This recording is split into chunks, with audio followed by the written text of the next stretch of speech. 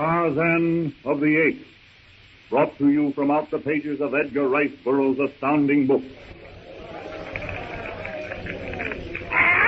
Tarzan tightens his grip. A scream dies in King's throat. Below, his mate stands fascinated, hypnotized, frozen with fear. Tarzan looks down upon the group. In awful silence, his toes gripping the rough bark of the broad limb, inch by inch he moves toward its tip. With one quick movement, he draws the sailor to him. The mighty forearm flexes, tenses, and like a stone shot from a catapult, King shoots down upon the heads of his comrades. The sight of King, one of his mates, hurtling from the tree, shocks Snipes, the leader of the pirates, into action. He reaches for a gun. He fires. The shot rings and echoes through the jungle. The bullet with a piece of spat buries itself in the tree. Before Snipes can press the trigger again, Tarzan, swift as a leaping panther, flashes upward and is lost in the black shadows of the towering caucasus trees.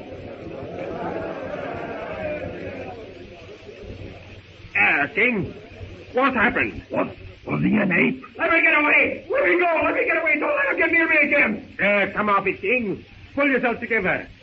Blimey, you ain't dead yet. Well, we'll all be dead. I tell you, we'll all be dead if we hang around here. King's gone. He goes through the trees like a monkey. He's as strong as an ox. I won't stay around here for all that treasure. I'll stay here as long as I says you will. See? Now come on with you. What's happened? I was going to put out that light there in the professor's cabin like you told me to. But all of a sudden, out of the trees whips a rope. He's me around the neck. And first thing I knows, I jerked into the trees. Blimey. Rope, eh? I don't know what he is. Ties the rope about me arms. And here I am, master, eye above the ground, tight in the guy's arms. Well, what do you do? Go on. Go on, breath. Let me give me breath. He takes a knife out of me belt or whatever he wears, points to the yacht, and signs to me that he'll cut me fluke if I goes near the place. Then he ups and carries me back here and chucks me down at you. Didn't he say nothing? No, he didn't, and what's more, he don't have to. Them eyes. I won't never forget it. Well, mate, all we've got to do is slide this here chest into the hole, fill it up, and blow. Can't be too soon for me.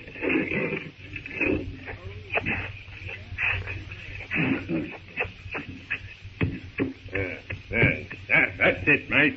Now, cover it over with a bit of brush. Then we'll see.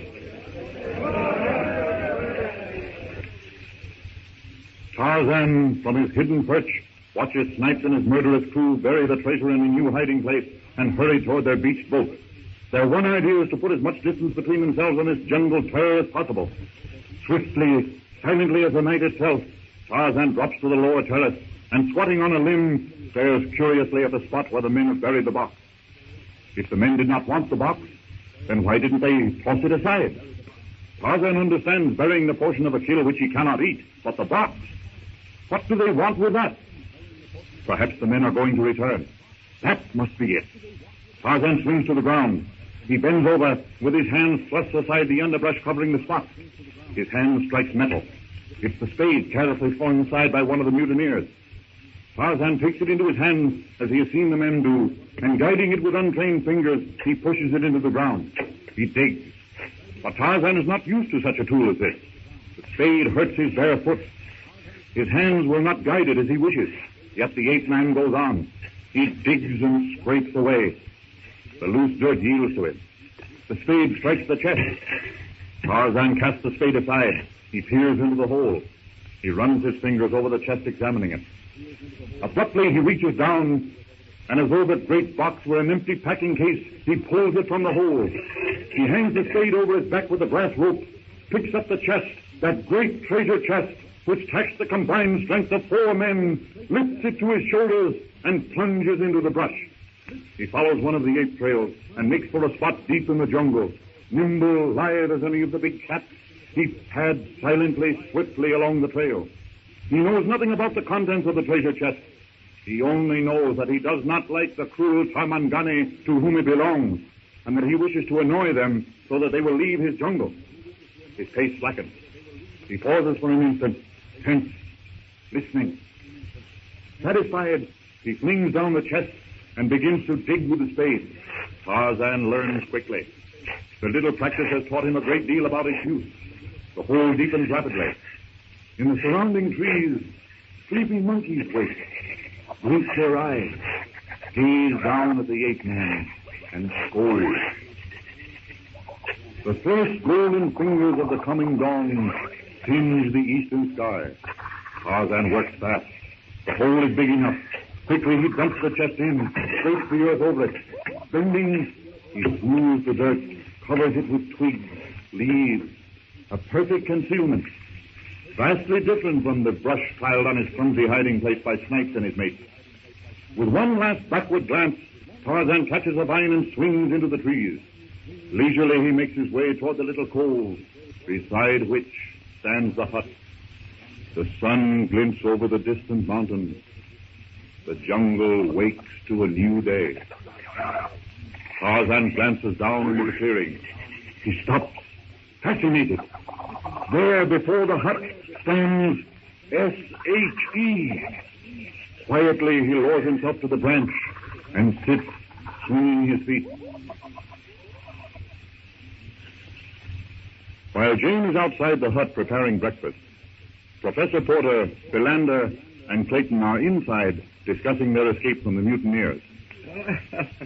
Rather a novelty for us, isn't it?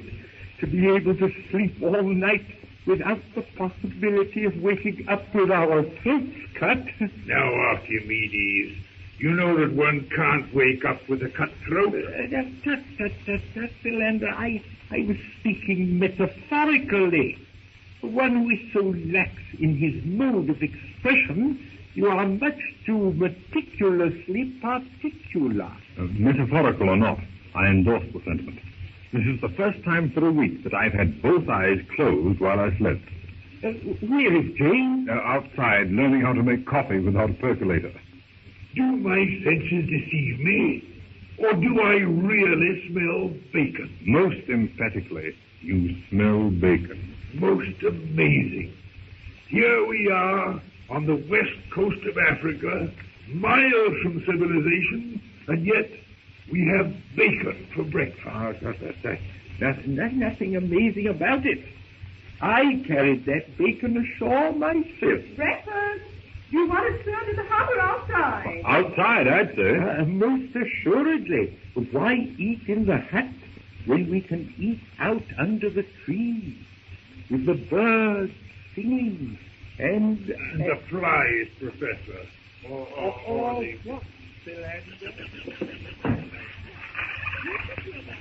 Now, you sit here, Daddy, on this packing case. And me, Jane? You sit here, so you can reach the coffee. That will be your duty. Right. I'll pour it now. Give it a chance to cool in these tin mugs. Jane? Thank you. And you, Professor? thank you. Mr. Philander. Thank you. And now, myself. Can I do anything to help James? Yes. You may open that can of jam there. Of course. This one? That's it. You know, I'm really enjoying this. Of course you are. Why not? Have I not always been an exponent of the much-debated theory that the simple life is the only solution of the conditions resultant from our chaotic existence of today? Just the same. Now, don't mistake me. I'm not being pessimistic. But the outlook here is not of the brightest. In the first place, we deliberately came to a place off the beaten track. Hence, our chances of being picked up are, well, remote. Then you think that we are here for the rest of our lives? Oh, no, not necessarily. The loss of the ship will result in a search. But we can't build too much of it. Really, I don't know that I care much. Possibly. But what about Jane? She's young. She doesn't have your interest in things archaeological. Yes. I spoke without thinking. A very delightful breakfast, Jane. Truly delightful. Thank you. Thank you, Jane. Now, to get busy. First, a stronger bar at the door. A separate room for you, Jane, and some other things to make us as comfortable as possible. I feel the need of a little exercise. I shall take a walk. Join me, Philander? Of course. Now, as I was saying, last night when you dozed off to sleep, By the way, Philander, that is most undignified. What? Falling asleep? Now, don't deliberately misconstrue my language. I refer to your falling asleep while I was talking to you. Sorry, Archimedes, but despite your most enlightening remarks, I was beastly sleepy.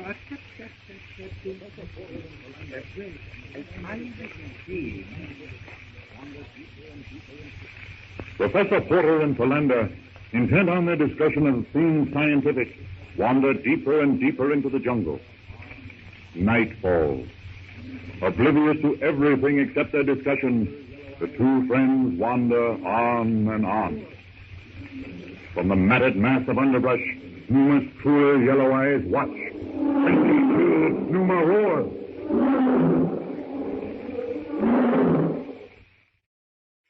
Tarzan of the Apes, brought to you from out the pages of Edgar Rice Burroughs' amazing book.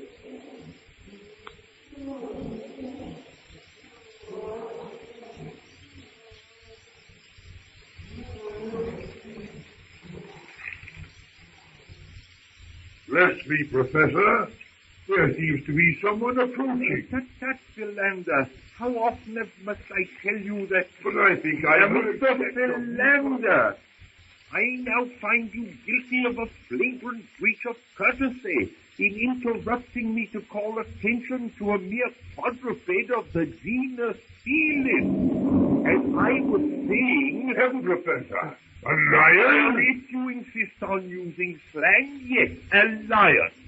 Oh, reprehensible. I shall most certainly report this outrageous breach of ethics to the directors of the adjacent zoological garden. Let's go now. Come on. Following. Let's go.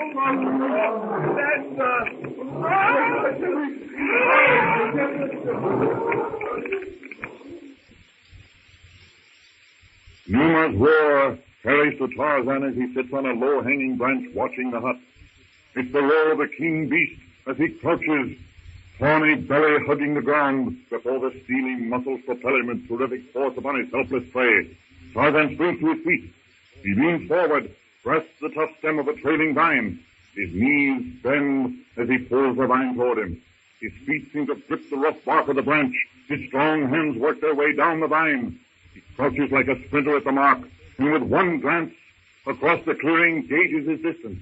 He tenses, thrusts himself out into space. In a wide swinging arc, he crosses the clearing. He lets go. He flies through the air, 10, 20 feet. His arms reach out. He catches another branch, hangs on, drops again, down, down, down. He sees Numa crouch, lips curled back, tiger-like fangs bared. Tarzan's feet touch the branch for a brief second. He sees Porter, Philander, white with terror. They stagger toward a tree. Porter trips. He throws out his arms to catch his balance. He falls. Tarzan, with grace and skill beyond the dreams of any wire walker, runs out the branch. It's only a few feet from the ground. He bends down, drops, catches the branch with his left hand. His right hand shoots out. He grips Porter by the arm, pulls him off the ground. Numa's tail quickens. Her ears are almost flat against her head. The greenish yellow eyes gleam viciously. Tarzan lifts Porter to the branch. Satisfied that the professor is hanging on, he reaches for Philander. Numa screams. Philander clutches desperately at the branch. He touches it. The lion is within inches of Tarzan's foot. The ape-man feels a hot, pungent breath. The brute's mouth is open. Rasp-like tongue pressed hard against gleaming teeth. He snarls. Numa's jaws close with a vicious snap. The coarse, bristling hairs on top of the beast's head brush Tarzan's feet. Tarzan draws his knees up on a level with his chin, swings himself to safety.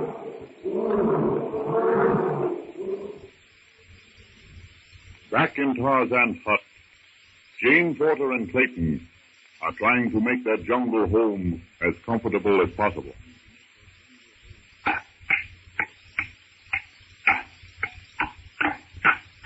There. Take a look at this, Jane. Oh, that's fine. Now I can use the cupboard for our dishes. If tin mugs can be classed as dishes. Well, it isn't much to look at, but it's the first shelf I ever made, and I'm quite proud of it. At least it won't come down. You know, we are badly in need of something to sweep with. Do you think you could make a long-handled broom? Why, yes, I think so. Let me see. Why, I can tie a bunch of these feathery leaves to a reasonably straight branch. Oh, that will be perfect. I can put up with almost anything but these enormous spider webs on the beams and in the corners.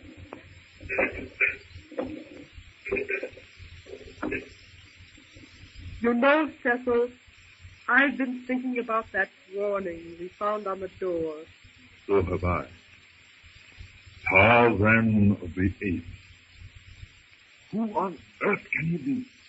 And why haven't we seen him? Well, as to that, I have no more idea than you have.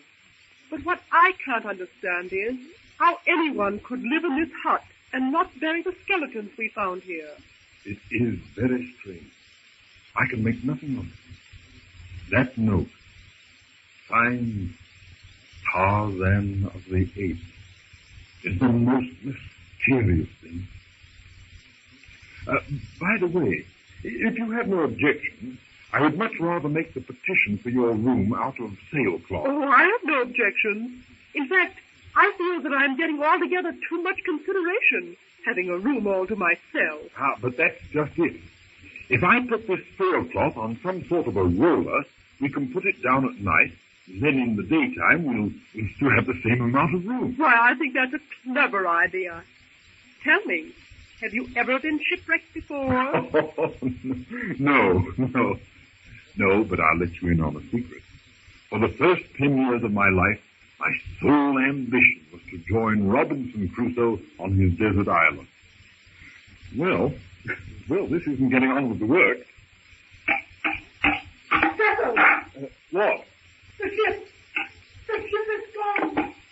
Gone? Yes, look. Well, there goes our last link with civilization. I don't know whether to be glad that those mutineers are gone, or to be sorry to see the loss of the ship. Well, of course, as long as they were here, our lives were in constant danger. But I suppose we all felt that the ship represented some sort of contact with the outside world. And the treasure.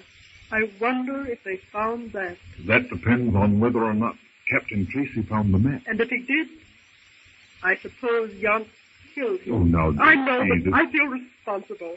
If I hadn't thrown that map overboard... We would all have been killed. And for all we know, Tracy may be right here in the jungle. The jungle. Oh, I do hope Father and Mrs. Philander don't wander too far away. You know, they're as helpless and thoughtless as two children. Oh, I think they're able to look after themselves. And now, Jane, where do you want me to put the clothes rack? You know, if the white ants ever get into them, well, it's goodbye clothes. Well, there's really not much choice.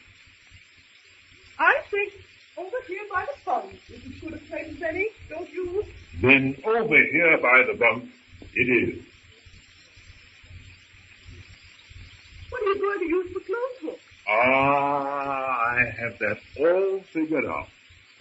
Whoever the previous occupants of the hut were, they had a good supply of carpenter's tools. While this saw is a bit rusty, the saw this branch I selected, and I think when I finish, yes, I'm quite sure I'll have a perfectly good clothes rack. Now, to work.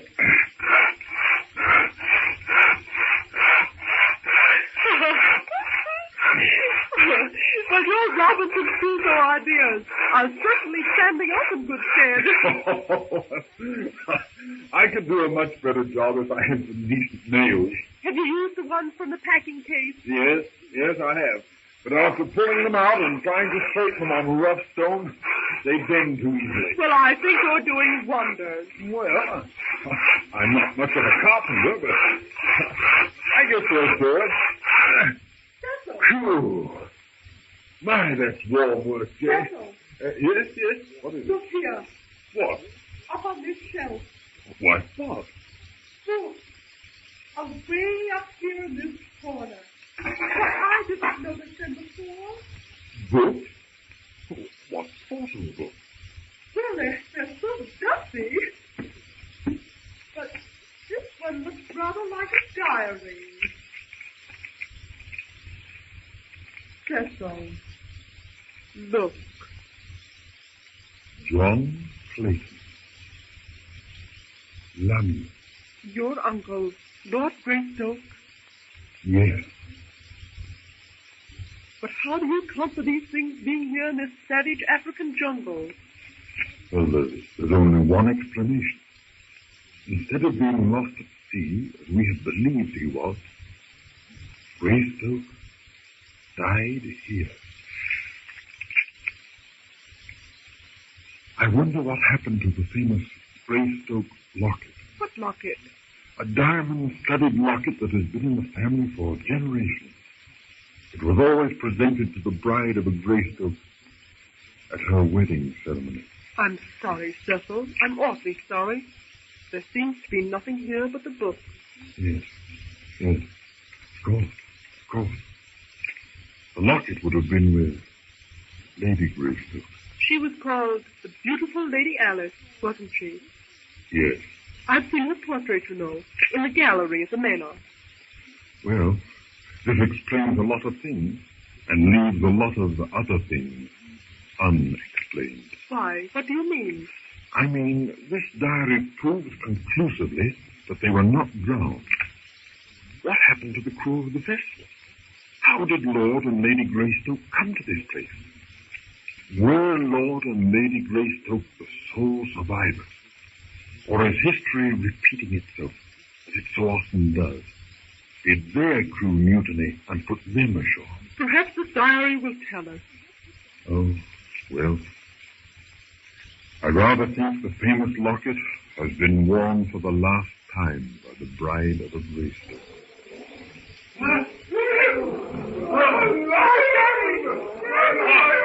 Your father's Philander. Quick, give me that rifle. Take the other yourself and bar the door after me. Tarzan of the Apes, brought to you from out the pages of Edgar Rice Burroughs' gripping book. Roar, Clayton visualizes Porter and Philander attacked, bleeding, perhaps dead. He rushes headlong into the jungle, stumbling, tripping, crashing through the thorn and brush. He plunges deeper, presses farther, smashes onward. He comes to a jungle trail that leads to the water hole. He stops, glances up the trail, peers into the tangled mass of vines that is the jungle, listening. The distant roar comes from beyond the matted wall. Heedless of piercing, tearing thorns, he plunges straight ahead. Again he stops. He strains his ears, listening for that cry he dreads to hear. For the past moments that seemed like centuries, there's been no outcry from Porter and Philander. A horrible, strangling fear grips him. What if he should be too late? The thought hurls him forward. Desperation lends the speed of frenzy to his feet. Meanwhile, back at the hut, Jane Porter, anxiously staring through the latticed bars of the window, sees her father and Philander approaching the hut. Jane! Daddy! Oh, I'm so glad you're safe. I've been nearly frantic with worry. Where's Cecil? Didn't you see him? No, Jane. Did he go out? He went out after you. We were in the hut when we heard the lion roar. Then we heard you calling, and Cecil took a rifle and started out after you. Very strange that we didn't meet But how did you get here? A most amazing thing, my dear. Philander here interrupted my discourse to tell me that a lion... Yes, Daddy. But the lion, did he leave? We were walking along when the lion growled. I turned and saw him following us. I immediately urged upon your father the necessity of speedily removing ourselves from its immediate vicinity. And made a most undignified spectacle of yourself, Philander. My dear, I was myself forced to accelerate my locomotion in order to complete my discourse. See here, Professor Porter. You mean to stand there and tell me... Oh, never mind all that. If Cecil didn't get the lion, how did you escape? Well, as I was saying, when Philander interrupted me, I ran to catch up with him when suddenly something picked me up from the ground, and I found myself in a most undignified position, hanging precariously to the limb of a tree. I, of course, retained complete control of all my faculties. Yes. What did you say, Philander? Nothing. Go on. Yes, I will. I looked about there, and to my utter amazement, saw Philander likewise clinging to a somewhat higher branch. I did not have complete control of my faculties. and I admit that I stumbled and fell. But the same godlike creature who rescued your father from certain death also hauled me to safety. But who was he? What was he like? What did he say? Now that you mention it, dear, he didn't say anything. And I'm not sure that I can adequately and accurately describe him. He's a splendid proportion. I might say, the living embodiment of a Greek statue. And while I am not a large man, dear, it says much for his physical prowess that he lifted me as I might lift a babe in arms. Was he white? Black? Oh, dear, couldn't you tell? He's clean of features, and as you will understand, I did not, under the stress of existing circumstance, examine him with a scientific attitude. I feel, nevertheless, that he is of the higher order. Yes. When Philander first saw the lion and started running... Oh, now, Daddy, I can't think of a better thing to do than to run from a lion. See here, Professor Archimedes Q-Porter. Are you still trying to claim that you were only running away from that brute in order to continue talking to me? Philander was running, as I said, my dear. Are you accusing me of cowardice? Professor, the time has arrived when patience becomes a crime, and mayhem appears garbed in the mantle of virtue. Oh, Mr. Philander, please. Mr. Philander, you forget yourself. I forget nothing, Professor Archimedes Q-Porter. But believe me, sir, I'm tottering on the verge of forgetfulness as to your exalted position in the world of science and your gray hair. See here, skinny Philander. If you're looking for a scrap, peel off your coat and come out behind the hut, and I'll punch your head just as I did 60 years ago in the alley back of Porky Evans' barn. Bless my soul. Why, Ark, how good that sounds. When you're human, Ark, I love you.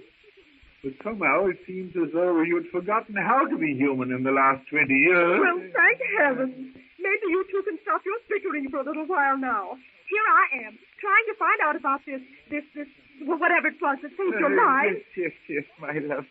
A most remiss of me. My fault, Jane. I lost my temper. Well, now, don't you get into another argument as to whose fault it was. Oh, dear, but what can have happened to Cecil? Why doesn't he come back? Instead of standing there arguing, we should be out looking for him. Yes, you're quite right.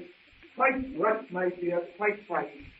I will start now and conduct a search with the utmost diligence. But you were just lost in the jungle yourself. How can you expect to find your way? I forgot to mention, dear, that this same, I can think of no suitable word other than gentleman. Yes, this same gentleman who rescued us from the lion led us back to within sight of the hut. Then he must be Tarzan of the Apes. What's that, my dear? If he led you back here, he must be the one who left the notice on the door of the hut. How stupid of me. Of course.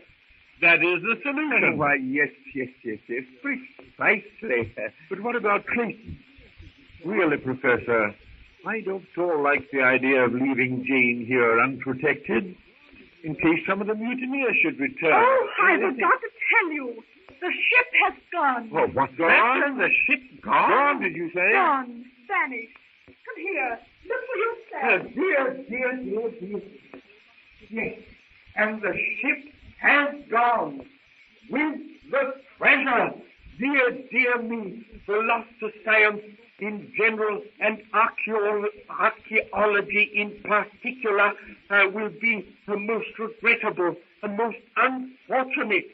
Absolutely irreparable. Well, I, for one, am glad to be rid of the ship and those terrible men. Of course. With those piratical villains in charge of the ship, the situation was decidedly uncomfortable. One could never be quite sure in one's mind as to what their next actions would be. But no, dear.